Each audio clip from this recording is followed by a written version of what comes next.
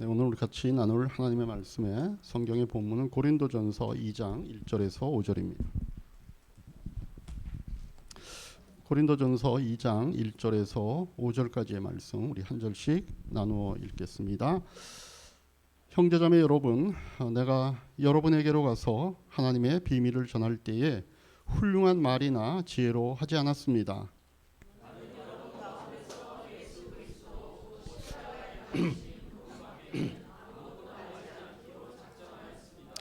내가 여러분과 함께 있을 때에 나는 약하였으며 두려워하였으며 무척 떨었습니다.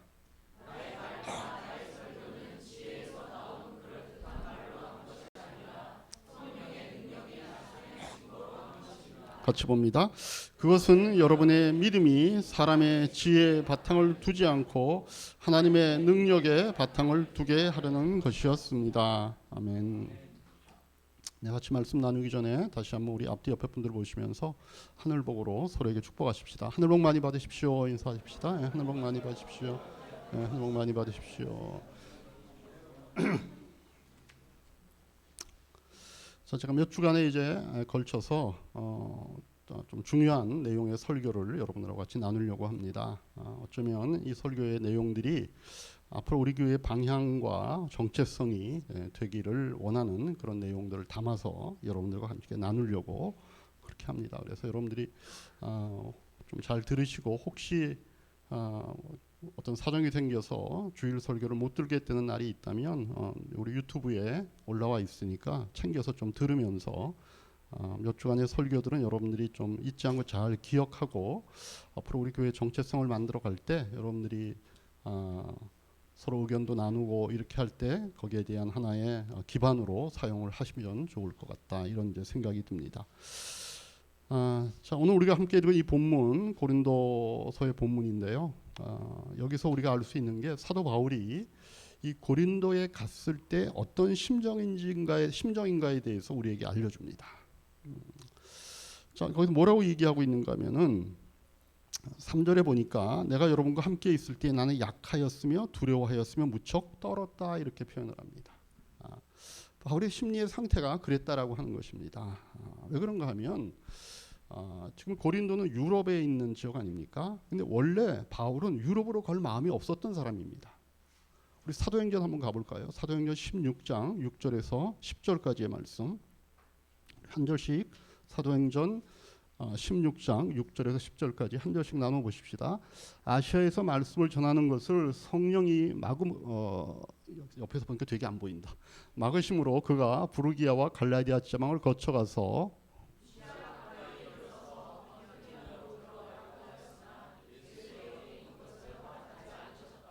그래서 그들은 무시아를 지나서 드로아에 이르렀다. 여기서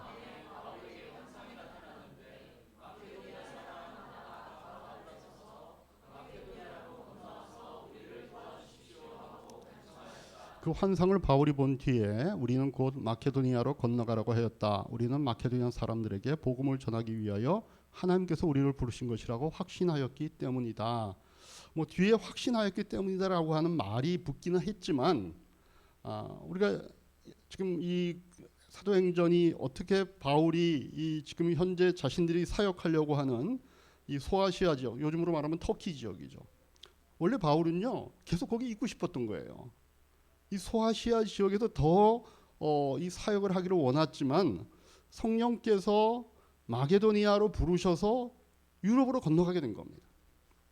그러니까 바울이 글로 건너갈 때는 아무런 준비도 도움도 없는 채로 표현하자면 그냥 그 도시에 던져진 상태 같이 간 겁니다. 무슨 선교 비전과 선교 계획과 어떤 후원자들을 모으고 요즘 우리가 선교사를 보내듯이 후원 기회가 있어서 간 것이 아니라 자신들이 사역하고 싶었던 지역과는 전혀 동떨어진 유럽의 지역으로 하나님이 그를 보내셔서 간 겁니다. 바울의 입장에서 보면은 그쪽으로 그냥 내동댕이 친 거예요. 자, 오늘 우리가 함께 생각하는 문제가 바로 거기입니다. 그럼 우리도요 그렇게 던져지고 묶이고 맡겨진다라고 하는 사실 아세요? 이게 무슨 얘기일까요? 그럼 우리도요 잘 생각해 보면 원치 않는 시대에 원치 않는 사회에 던져진 겁니다. 아무도 부모를 골라서 태어나지 않습니다. 혹시 그런 분 계세요? 뭐 그런 거 없지만 막 이렇게 전생을 더듬어 보니까 내가 사실은 이 부모 A, B, C, D가 있는데 내가 B로 태어나는 게 좋겠다. 그래서 태어난 분 계십니까? 아니요. 태어나 보니까 그분이 우리 부모인 거예요. 시대와 나라도 선택하지 못합니다. 그냥 우리의 선택 없이 우리의 외모, 우리의 성격이 정해지고 가족과 나라가 정해지는 겁니다.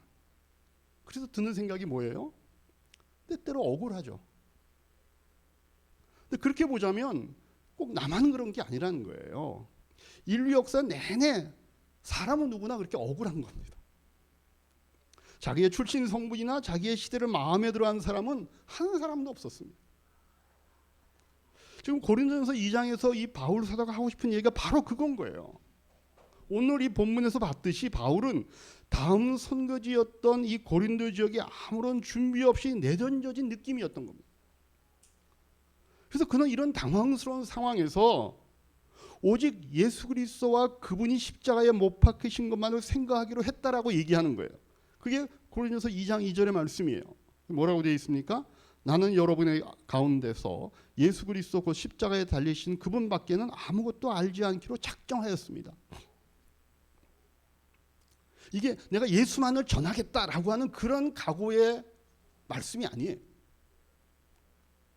자, 지금 왜 바울이 이런 얘기를 하냐 하면은 지금 바울이 처한 상황이나 자신이 그런 상황 속에 있는 자신에게 부여된 그 앞으로 해야 될 바울의 그 일들은 예수 그리스도가 세상에 어떻게 보내졌는가를 생각해야만 이해할 수 있는 일이기 때문이라는 거예요. 바울은 지금 아무 준비 없이 마치 내동댕이 친 것처럼 이 유럽 지역에 온 겁니다. 거기서 해야 할 그 사역들이 엄청나죠. 근데 어떻게 그걸 하느냐? 나는 두렵고 지금 떨립니다. 나는 지금 내 약함을 느낍니다. 이 일을 어떻게 감당하는가라고 할 때 그가 생각한 것은 예수 그리스도만을 생각하기로 했다는 겁니다. 다시 말해서 예수 그리스도가 세상에 어떻게 보내졌는가를 생각할 때 자기가 하는 일을 할 수 있기 때문에 그런 거예요. 그럼 바울이 왜 여기서 자신이 처한 상황과 예수님의 상황을 연결해 보는 것이 자신이 처한 이 답답하고 애매한 상황을 푸는 방법이라고 생각했을까요?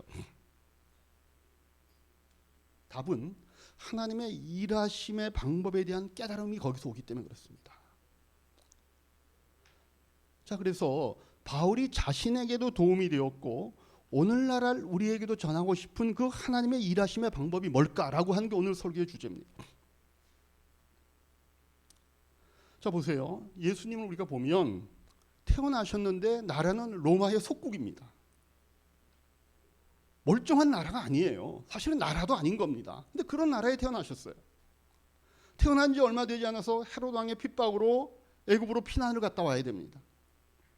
돌아와서는 나사렛의 목수의 아들로 30년을 사는 거예요. 이름도 없고 빚도 없이. 세상을 구한 메시아인데. 그리고 겨우 3년 공생의 시절을 사는 겁니다. 예수님은 창조주이신데도 그분이 하나님이신데도 그렇게 특정한 시간과 공간이라는 컨텍스트에 묶이셨어요. 성육신 하셨기 때문에 요셉을 아버지로 마리아를 어머니로 둔 사람으로 태어나셨고 이름도 없고 어려운 삶을 살며 온갖 시련을 겪으시는 겁니다. 그래서 이사야 53장 1절 2절에서 이미 그 예언이 있죠. 이사야 선지자가 예수님에 대해서 예언할 때 뭐라고 그러셨어요? 같이 한번 읽을까요? 이사야서 53장 1절 2절 시작. 네, 시작. 우리가 들은 것을 누가 믿었느냐? 주님의 능력이 누구에게 나타나느냐?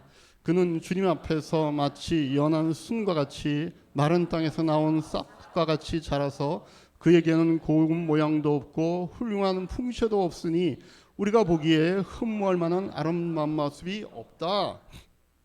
무슨 얘기예요? 예수님은 세상의 권력과 거리가 먼 또 사람들에게 외면을 당하여 아무도 알아봐주지 않는 인생을 사신다는 겁니다. 그것이 하나님의 아들이신 그 약속된 메시아를 이 땅에 보내실 때 하나님이 마련해 놓으신 조건이자 그 아들이 취한 구체적인 상황이었다는 거예요. 여러분, 예수님이 왜 그런 상황, 그런 조건 속에 오셨는가를 한번 생각해 보신 적이 있으신가요? 그냥 우리는 예수님을 닮아야 되니까 예수님이 하신 말씀, 예수님이 하신 사역, 그분의 은혜, 그분의 기적에만 관심이 있죠. 근데 그렇지 않아요. 예수님의 생애에서 제일 중요한 게 뭔가 하면 예수님이 왜 그런 조건 속에서 오셨는가라고 하는 걸 먼저 풀어야 됩니다. 그러면 지금 일단 지금 예수님이 처한 이런 상황, 이런 조건 마음에 드십니까? 아닙니다. 누구나 피하고 싶은 상황이죠. 우리가 갖는 억울함처럼 내가 왜 이렇게 생겼는지, 왜 이런 집에서 태어났는지, 왜 하필이면 이런 시대에 한국 사람으로 태어난 것 같은 질문이 쏟아져 나올 만한 상황들이 예수님이 처한 상황이었다는 거예요. 여러분에게 지금 여러분이 살고 싶은 나라를 선택해 보라. 그럼 어느 나라를 선택하시겠습니까? 그렇게 이루어주겠다. 네가 말하면 내가 거기서 살게 해주겠다고 얘기하면 여러분 어디 가서 살고 싶으세요? 영국? 영국. 옛날에는 다들 그게 미국이었잖아요. 그러니까 옛날에 온갖 영화 드라마에 보면 한국에서 조금 힘들면 다 주인공들이 미국으로 가는 거예요. 거기 가서 뭔가 성공하고 짠하고 이제 김포공항으로 오는 거예요. 옛날에는 김포공항으로 와야 되니까. 근데 요즘은 그렇지 않아요. 요즘은 뭐 한국이 그 외국 어느 나라보다 살기 좋은 나라가 됐다고 하니까 뭐 어디 갈 만한 나라가 또 없어요. 근데 있다 한들 어느 나라가 완벽한 나라가 있겠습니까? 이게 미국이든 스위스든 무슨 뭐 노르웨이든 어느 나라에 간들 그 나라가 우리가 살 만한 완벽한 나라겠어요? 근데 설사 그런 완벽한 나라가 있다 한들 나라만 좋으면 또 다 되는 것도 아니잖아요. 그 속에 살면서도 더 나은 조건이었으면 하고 바라는 것이 그 외에도 우리가 너무나 많습니다. 인생을 살면서요, 그런 바람은 누구나 다 갖고 있습니다. 그러나 그런 바람에도 불구하고 막상 우리가 결정할 수 있는 것은 굉장히 사소한 것들 뿐이에요. 정작 가장 중요한 건 우리가 선택할 수 있는 게 몇 개 없어요. 이미 다 결정이 되어서 우리가 그냥 우리 앞에 그냥 펼쳐지고 있는 겁니다. 아까 말씀드렸듯이 우리의 부모, 그죠? 지금 우리의 나이, 우리가 묶여 있는 가족, 우리가 살고 있는 사회, 그리고 지금 각자가 갖고 있는 개인적인 성향과 취미, 속 말하는 MBTI에 다 묶여 있잖아요. 그러니까 우리가 할 수 있는 선택은요, 몇 개 되지 않는 지금의 정황에 다 묶여 있는 겁니다. 사도 바울이요, 오늘 이 본문의 말씀을 통하여서 하나님께서 지금 바울이 나를, 그리고 내가 쫓으려고 하는 그 예수 그리스도를, 또 우리 성도들을 지금 그런 자리로 밀어 넣으셨다라고 얘기하고 싶은 거예요. 하나님이 그 일을 하셨다는 거예요. 그래서 우리는 그 자리에서 예수님이 들으셨을 법한 그 얘기를 동일하게 들으며 이 세상을 산다는 겁니다. 너 요셉의 아들 아니냐? 나사렛에서 무슨 선한 게 나오겠느냐? 네가 다른 사람을 살렸으면서도 네 자신은 왜 못 살리냐? 십자가에서 들었던 말이잖아요. 그런 모욕과 비아냥됨과 반대의 말을 우리도 들으며 사는 겁니다. 너 아직 왜 결혼을 못했냐? 겨우 그런데 취직하려고 재수상소에서 대학 나왔냐? 너 아직도 백수냐? 나이가 그 정도 아직 집 한 칸 변변하게 마련한 게 없냐? 30년 목회인데 아직 개척교회냐? 같이 비우시는군요.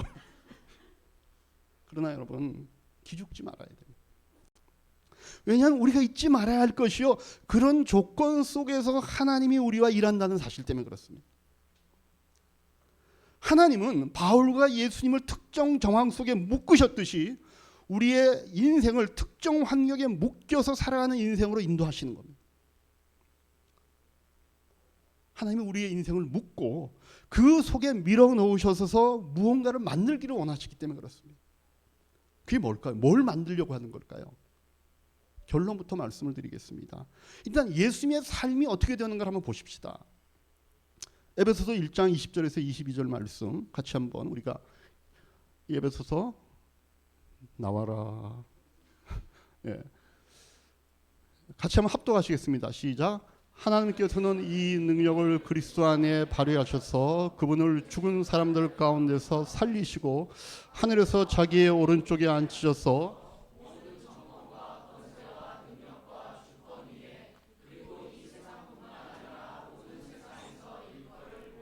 이름 위에 뛰어나게 하셨습니다. 하나님께서는 만물을 그리스도의 발 아래 굴복시키시고 그분을 만물 위에 교회의 머리로 삼으셨습니다. 네. 여러분 어떻게 이렇게 예수님의 인생이요, 그 생애의 결론이 자신이 걸어왔던 그 과정, 또 그가 묶여있던 그 과정과 비해 완전히 다른 결론이 났을까요? 세상에서 보자면요, 예수님이 처했던 그런 정황이면 당연히 망하고 죽는 것으로 끝나야 되는 거 아닙니까? 근데 망하지 않을 뿐만 아니라 오히려 모든 정권과 권세와 능력과 주권 위에, 그리고 이 세상뿐만 아니라 오는 세상에 존재하는 모든 이름 위에보다 뛰어나게 하셨다 그럽니다. 역전도요, 이런 역전은 없는 겁니다. 그렇게 된 이유에 대해서도 에베소서가 밝혀주죠. 에베소서 1장 19절 말씀 같이 보겠습니다.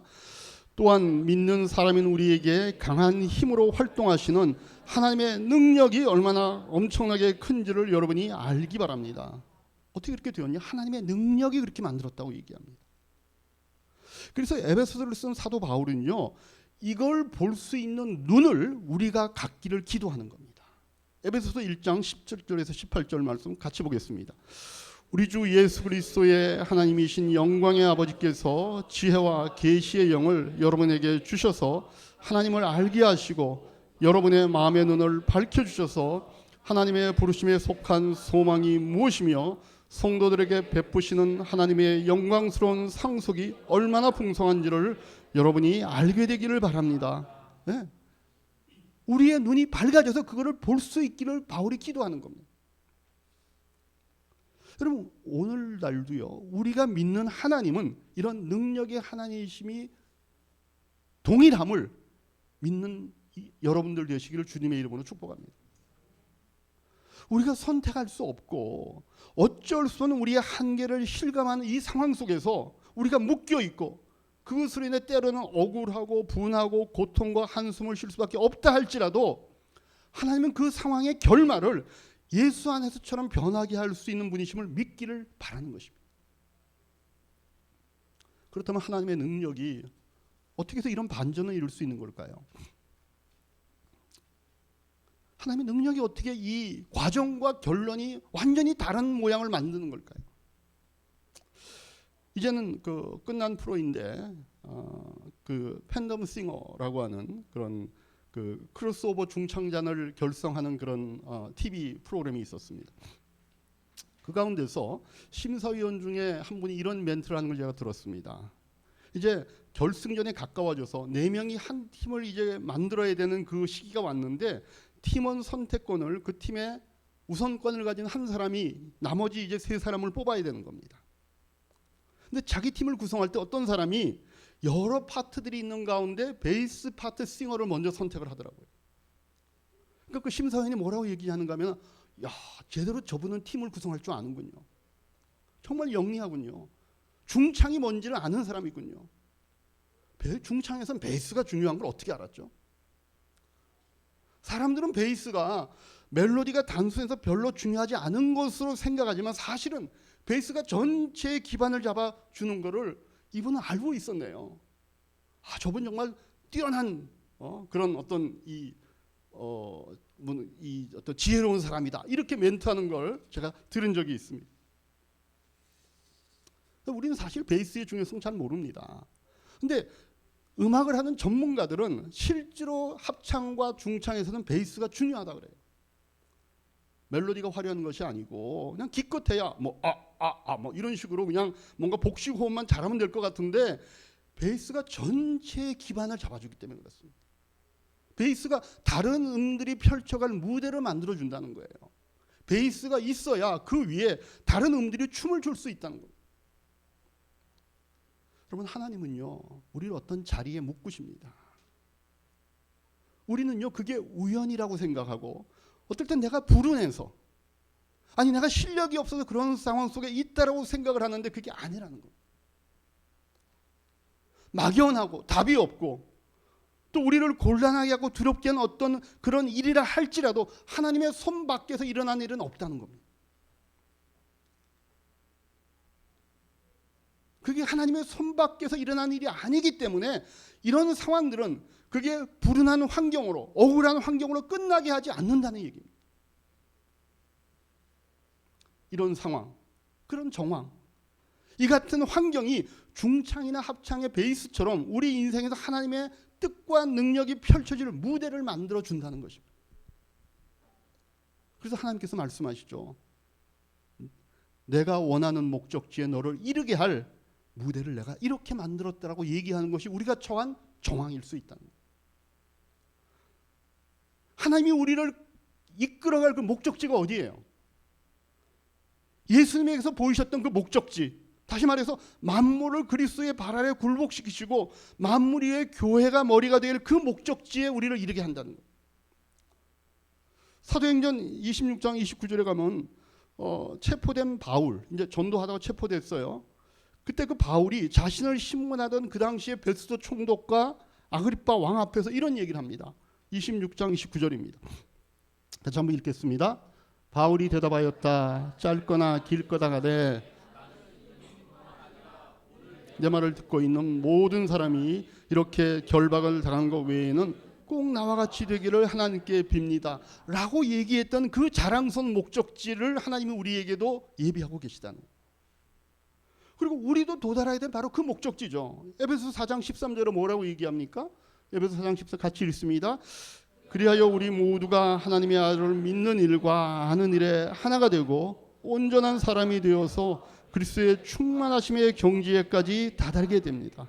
네. 그런 영광된 목적지에 가게 하신 하나님의 능력은 바로 우리를 특정한 상황에 처하게 하고 묶는 이를 무대로 활용하신다는 거예요. 그래서 바울이 하고 싶은 얘기의 결론이 그거라는 거예요.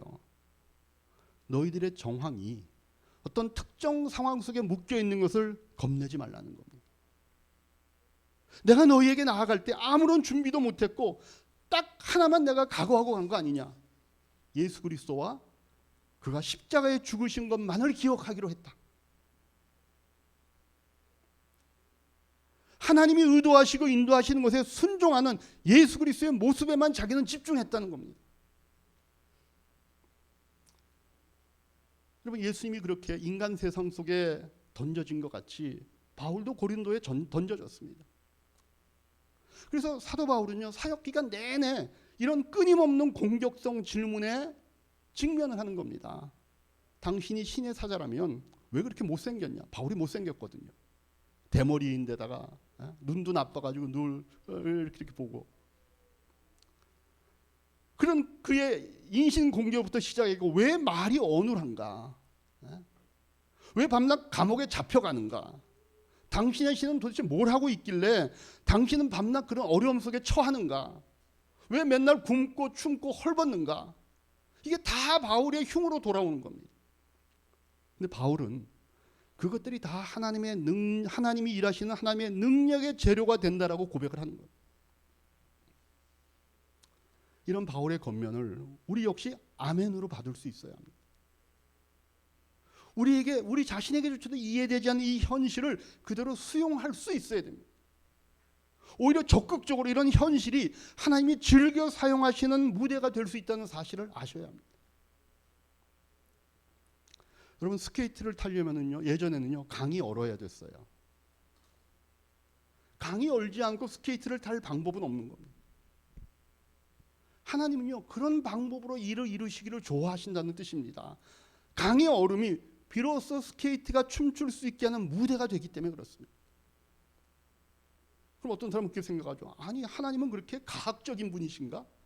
우리의 고통과 어려움을 통하여 일하신다니 도대체 그런 신이 어딨냐? 이렇게 우리의 마음속에 뭔가에 대한 어떤 삐죽한 마음이 튀어나올 수 있죠. 근데 그렇다면 우리의 생각은 아직 짧은 겁니다. 아직 기독교가 뭔지를 모르는 겁니다. 기독교가 죽음을 이기는 종교라는 것이 갖는 그 깊이와 넓이와 그 차원을 아직 모르는 겁니다.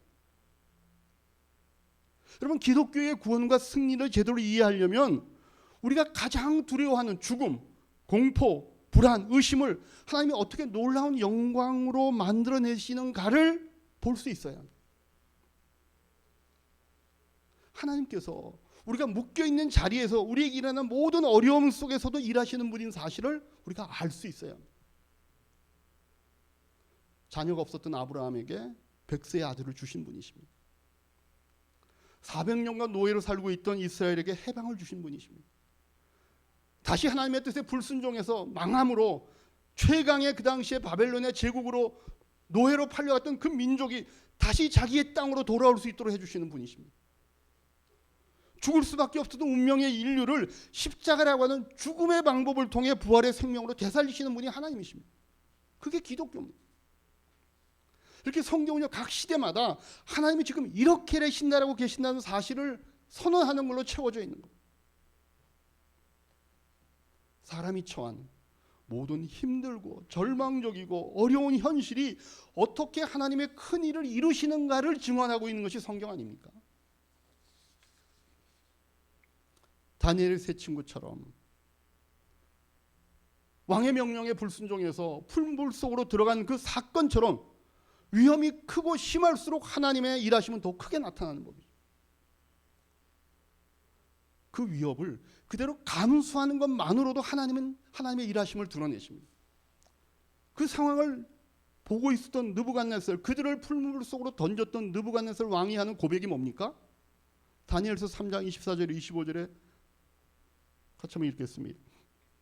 다니엘서 3장 24절 25절 없습니까? 다니엘서 3장 24절 25절.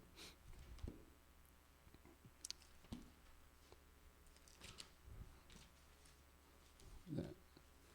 3장 24절에서 25절 제가 읽겠습니다. 그때에 느부갓네살 왕이 놀라서 급히 일어나 모사들에게 물었다. 우리가 묶어서 화덕불 속에 던진 사람은 셋이 아니더냐? 그들이 왕에게 대답하였다. 그러합니다. 임금님. 왕이 말을 이었다. 보아라. 내가 보기에는 네 사람이다. 모두 결박이 풀린 채로 화덕 안을 걷고 있고 그들에게 아무 상처도 없다. 더욱 이 넷째 사람의 모습은 신의 아들과 같다. 여러분, 성도의 고난을 당하는 그 상황이 성도들이 묶여있는 어떤 특정한 상황을 통하여 성도들이 겪는 그 아픔과 억울함과 눈물과 그걸 버텨내는 어떤 인내의 모습이 그 상황을 지켜보고 있는 사람들에게 새로운 충격과 감동과 은혜를 끼칠 수 있다는 사실.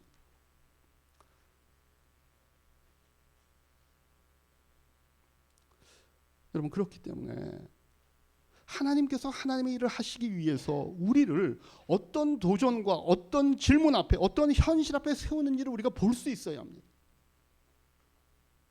거기에 대해서 성경이 뭐라고 얘기하고 있죠? 우리의 인생에서 일어나는 모든 일로 하나님 당신의 영광을 우리 안에 담고 심고 완성하신다라고 얘기합니다. 그래서 여러분요, 그래서 믿음이라고 하는 것은 시간을 필요로 하는 겁니다. 믿음은 기다려야 되는 시간이 필요한 겁니다. 왜냐하면 하나님께서는요, 약속은 주시는데 그 하신 약속이 어떻게 진행될지 그 경로와 여정과 그 기간에 대해서는 말씀하시는 경우가 많습니다.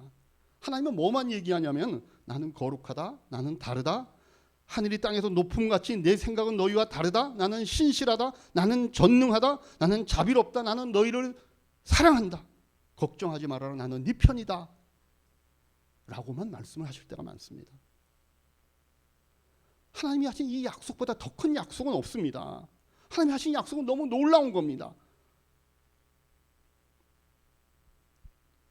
그러나 이 약속을 믿고 이 약속이 이루어진 것을 보기 위해서 필요한 것이 뭔가? 그게 믿음이죠. 왜?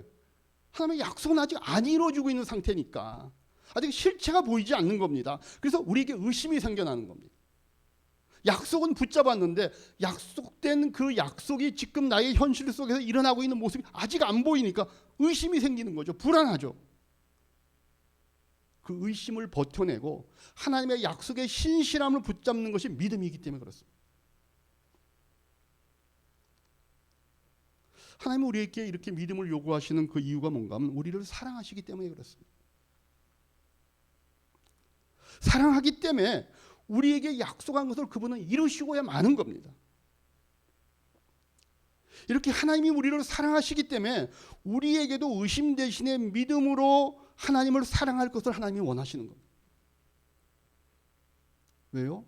하나님을 사랑한다는 것은 하나님을 의심치 않고 믿음을 갖는 것이기 때문에 그렇습니다. 그래서 성경에서는요, 종종 사랑과 믿음을 같이 묶어서 얘기할 때가 많습니다. 대표적으로 뭐예요? 고린도전서 13장 7절, 우리가 잘 아는 얘기입니다. 뭐라고 얘기합니까? 사랑은 모든 것을 덮어주며 모든 것을 믿으며 모든 것을 바라며 모든 것을 견딘다.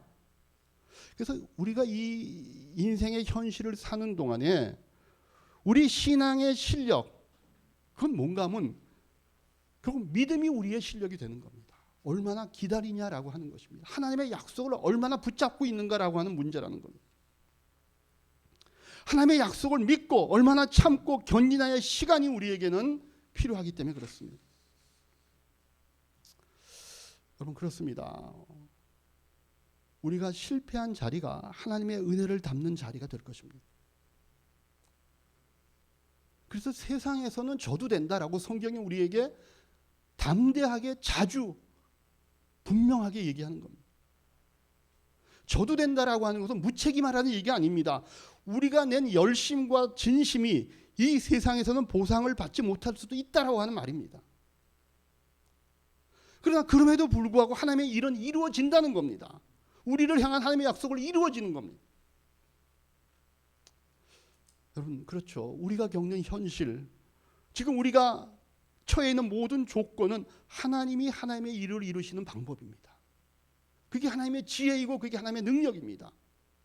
내가 어찌해 볼 수는 막막한 상황이어서 선택할 가능성조차 없어 보이는 상황이어서 내가 포기하고 싶고, 그러다 보니까 이게 내가 혹시 부족한 거 아닌가, 내가 모자라고 무능한 거 아닌가는 자책에 빠질 수밖에 없는 그런 상황임에도 불구하고 오히려 그런 상황이 하나님의 일이 이루어지는 구체적인 현장일 수 있다는 거예요. 하나님은 우리가 어디 있든 어떤 못난 모습이든 우리의 입술로 하나님 당신은 나의 아버지입니다라고 고백하시기를 원하십니다. 우리가 아무리 못났어도 관계없습니다. 그러면 그 하나님 앞에 당신은 나의 아버지십니다라고 우리가 고백할 때 하나님께서는 우리 인생을 통해 이루실 하나님의 일을 이루실 것이며 동시에 이 안에 우리의 행복도 담겨 있다는 사실을 깨닫게 해주실 것입니다. 여러분, 하나님의 일은요, 우리가 잘하고 못하고에 매이지 않습니다. 하나님은 하나님이 목적하신 것을 우리의 실패 속에도 담으실 수 있다라고 얘기하십니다. 신앙인들의 착각은 뭔가, 내가 잘해야 하나님도 성공할 거라고 생각합니다. 아니요, 그렇지 않습니다. 하나님은 세상이 자신이 갖고 있는 최고의 무기인 사망마저도, 그 권세마저도 뒤집으신 분이시기 때문에, 죽음도 이기시고 생명의 부활로 만들어내시는 분이 하나님이시기 때문에 그렇습니다.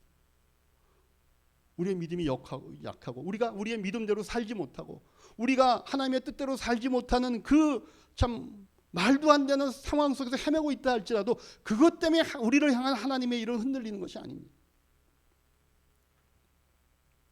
그래서 여러분들 불안해하지 마시기 바랍니다. 걱정하지 마시고 조급해하지 마시고, 여러분의 가정과 회사와 여러분들의 나이와 재정 상태와 건강의 문제와 관계의 문제가 나를 둘러싸고 마치 수렁처럼 나를 묶고 있다 할지라도 그 상황을 보지 말고 그 상황을 통해 일하시는 하나님을 여러분이 볼 수 있기를 주님의 이름으로 축복합니다. 하나님이 우리에게 약속하시고 증언하신 우리의 영광된 결과에 여러분들이 주목하시기를 바랍니다. 하나님은 우리가 그래서 어떤 상황 속에서도 늠름하시길 바랍니다. 동일한 상황 속에도 세상 사람들은 거기에 눌려서 신음하고 탄식하고 서로 자책하고 남들을 탓하고 그 속에서 어찌할지 모르는 상황 속에서 우리는 동의하기 어렵지만 하나님이 나에게 약속한 그 약속을 믿음으로 붙잡고 견뎌내며 하나님을 믿는 자라고 하는 그 명예로움을 드러내는 그 모습을 하나님이 사용하신다는 거예요. 제가 이번 주 뭐 자주 보는 건 아닌데 그래도 보려고 애쓰는 게 이제 여러분들이 혹시 그 뭐 인스타 같은 걸 갖고 있으면은 제가 그 인스타를 볼 때가 있습니다. 이거는 지니엄 인스타에 그런 게 올라왔더라고요. 네, 지니엄 분들이 안 계시니까 제가 얘기하는 거예요. 이번 주 최초로 마이너스 매출을 했다는 거예요. 그러면서 거기에 대해서 쭉 어떤 얘기들을 써내려가더라고. 사실은 세상 같으면은 얘기 못할 얘기입니다. 물론 뭐 그렇게 해갖고 사람들에게 우리가 참 좋아했던 가게인데 가갖고 이번 주에 돈줄 내주자 뭐 이렇게 하고 오도록 유도하기 위해서 했다 그러면은 뭐 그거는 전략적일 수 있지만 그렇진 않잖아요. 그런 얘기를 하는 것들이 부끄럽거나 그것 때문에 무슨 어떤 그 마음의 상처 그게 아니라 그 상황을 그런 식으로 잘 늠름하게 버텨내는 겁니다. 그죠? 뭐 한 주 뭐 손해 본 것 같고 우리가 뭐 힘들 게 뭐가 있겠어요. 우리는 8년 동안 이익이 난 게 딱 두 달이었습니다. 지금도 그거 다 메꾼 손해를 커버하느라고 쌓인 빚이 엄청납니다.